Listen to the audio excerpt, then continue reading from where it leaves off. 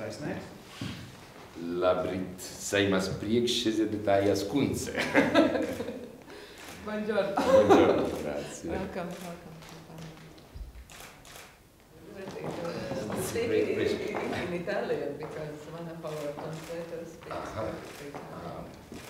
and we will use Latvian and Italian. Man ir patiesi prieks jūs uzņemt Latvijas parlamentā, un kā jau es minēju, mums ir iespēja izmantot latviešu itāļu valodu, jo mums ir darbinieks, kurš ļoti labi runā itāļu valodā.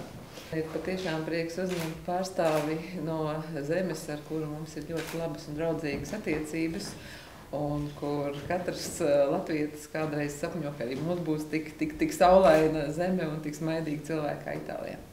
Un tradicionāli, protams, runājot par parlamentu sadarbību, sadarbība vienmēr bijusi laba. Mēs ļoti priecājamies, ka Itālijas parlamentā ir Baltijas šīta grupa. Man arī bijis iespēja tikties ar Maljorī kungu. Šobrīd 11. saima ir tikko uzsākus darbu, un mēs tikai veidojam šīs parlamentārās sadarbības grupas, bet es esmu pārliecināta, ka arī 11.